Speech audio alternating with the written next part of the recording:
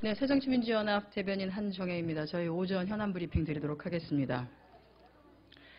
김관진 청와대 국가안보실장을 경질해야 할 이유가 많습니다만 한 5가지 정도로 정리해 보도록 하겠습니다.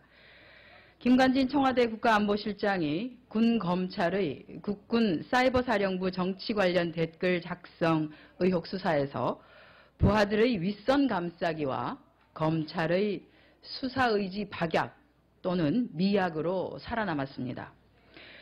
국방부 장관 당시 사이버사령부의 1일 사이버 동향과 심리전 대응 작전 결과를 계속 보고받았던 김 실장이 유독 정치 관여 부분만 보고받지 않았다는 것은 어불성설입니다. 이게 믿어지십니까?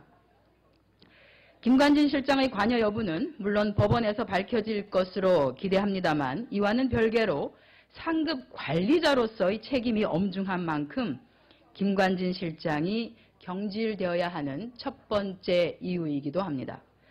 둘째는 3년 6개월간 국방의 수장으로서 군을 쥐락펴락했던 김관진 실장이 방위사업 비리의 복마전이 펼쳐지는 동안 이를 전혀 감독하지 못하고 방관한 점은 그야말로 무능의 극치라고 할 수밖에 없습니다. 셋째는 구멍 뚫린 군의 경계태세와 안보 무능을 적나라하게 드러낸 기억나실 겁니다. 노쿠기순 사건. 이 건에 대해서도 당시 군의 최고 책임자로서 이제라도 책임을 물어야 합니다. 넷째는 윤일병 사망 사건을 비롯해 수많은 군대 내 폭행과 성폭력 등 군내 가혹행위를 방치하고 이러한 사건이 가족의 노력으로 밝혀질 때까지 군에 의해 은폐된 데 대해서도 역시 자유롭지 못합니다. 다섯째는 참여정부 시절 합참의장으로 전시작전 통제권 환수를 추진했던 김관진 실장이 환수 추진을 번복하고 연기한 것은 영혼이 없는 정치군인의 전형을 보여주고 있습니다. 군의 기강은 신상 필벌에 달려 있습니다. 김관진 실장을 그대로 두고 대한민국의 안보를 말하는 것도 방위사업 비리 척결을 말하는 것도 군의 정치 개입 금지를 말하는 것도 다 말장난에 불과합니다. 박근혜 대통령은 김관진 국가안보실장을 경질해 국가안보를 바로 세울 의지를 국민에게 분명하게 보여주실 것을 촉구합니다. 박근혜 정부가 2017년까지 독도에 지을 예정이었던 입도지원센터 건립계획을 취소했습니다. 독도 입도지원센터 건립계획은 지난 2008년부터 일본 아베 정권의 역사 왜곡, 우경화 움직임에 맞서서 독도 영유권 강화를 위해서 추진되어 왔습니다. 독도 방문객들의 안전관리에도 유용할 것이라는 기대감 역시 있었습니다.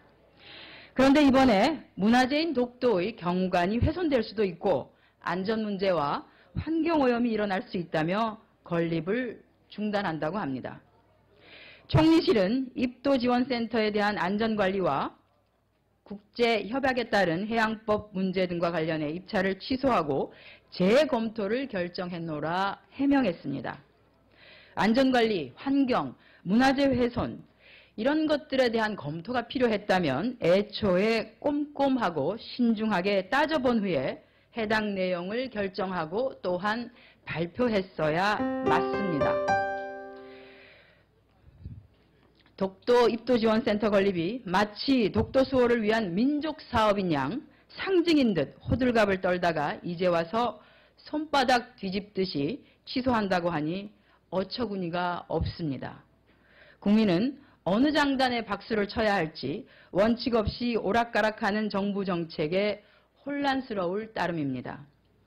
정부가 이렇게 독도 정책에서 우왕좌왕 오락가락하니 아베 정권의 우경화와 역사 왜곡에 적극적으로 대응할 수가 있겠습니까? 박근혜 정권은 원칙과 소신 있는 기조를 유지해서 더 이상 일본 정부에 빌미를 제공하는 일이 없도록 해야 할 것입니다.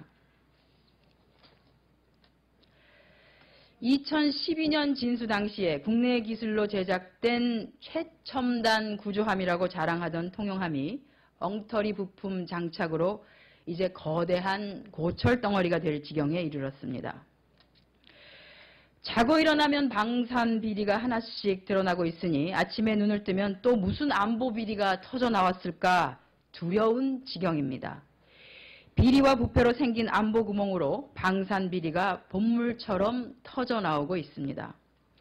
언론 보도에 의하면 짝퉁 방열팬을 고가품으로 속여서 각종 군함의 위성통신 장치 등에 장착되었는가 하면 혐의를 부인하던 황기철 해군 참모총장은 자신이 방위사업청 함정사업부장 시절 입찰 비리로 통용함에 장착된 불량 음파 탄지기를 실제 구매 사인한 것으로 확인되었습니다.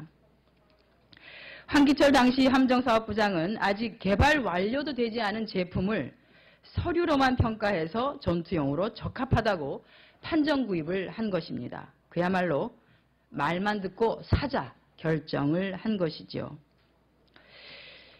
이거는 연애 중인 남자가 청혼을 할 때 나랑 결혼하면 행복하게 해줄게, 평생 손에 물 안 묻히게 해줄게 라는 말만 듣고 새빨간 거짓말인 줄 알면서 결혼하는 것과 같습니다. 이렇게 비리와 부패로 얼룩진 군에게 온전히 국가의 안보를 맡길 수 있는지 심각한 의구심이 듭니다. 군에 대한 불신이 높아지고 있는 상황에서 신뢰를 회복하고 안보 불안을 해소하려면 특단의 대책이 필요하다는 것 모두가 인정하는 상황입니다.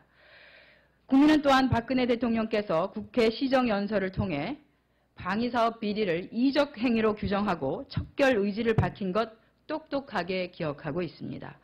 새누리당은 대통령의 의지에 부응해서 방산 비리 등 사자방 국정조사에 적극 앞장서야 할 것입니다. 새누리당에게 사자방 권력형 게이트 국정조사에 동참해 줄 것을 다시 한번 촉구합니다. 우리나라 노동자들이 시간 빈곤에 시달리는 것으로 드러났습니다. 시간 빈곤이란 일주일 168시간 중에서 근로시간이 개인 관리와 가사, 보육 등 가계 생산에 필요한 시간보다도 많을 경우를 의미합니다. 한국고용정보원이 미국의 레비경제연구소와 공동으로 지난해 3월에서 12월 중에 실시한 소득과 빈곤계층을 위한 고용복지 정책 수입 방안 연구에 따르면 한국의 전체 노동인구 42%가 시간 빈곤 상태로 그 숫자는 무려 930만 명에 달하는 것으로 드러났습니다. 그 가운데 여성이 56%인 510만 명에 이릅니다. 주목할 점은 시간 부족이 고려되니 기존에는 빈곤층이 아니었던 계층이 빈곤층이 될 수 있을 뿐 아니라 빈곤의 크기도 더해진다는 것을 밝히고 있습니다. 시간 부족을 대체할 노동력을 구매할 비용이 부족하기 때문입니다. 또한 여성, 맞벌이 가정, 저소득층에서 시간 빈곤의 위험이 더 큰 것으로 밝혀지고 있습니다. 최장 근로시간을 자랑하는 우리에게 시사하는 바가 매우 큽니다. 이제는 고용과 복지 정책을 마련해 나갈 때 단순히 고용률만을 얘기할 것이 아니라 고용 형태, 임금 수준은 물론이거니와 최소한의 삶의 질을 보장할 수 있는 시간이 최대한 보장되어야 할 것입니다. 이것이 과제입니다. 이제 더 이상 근로시간 단축을 늦출 수 없습니다. OECD 국가 중에 최고 수준인 우리의 근로시간, 이것을 줄이기 위한 정부 여당의 자세 전환 시급합니다. 또한 육아나 임신, 출산, 그리고 간병, 학업 등 필요에 따라서 자신의 근로시간 단축을 청구할 수 있는 권리 역시 보장되어야 할 것입니다. 네, 오늘 19차 비대위원회 의결 안건 말씀드리겠습니다. 비대위는 오늘 오전에 19차 회의에서 정치혁신위원회의 선거구 획정위원회 관련 보고를 받고 이를 추인했습니다.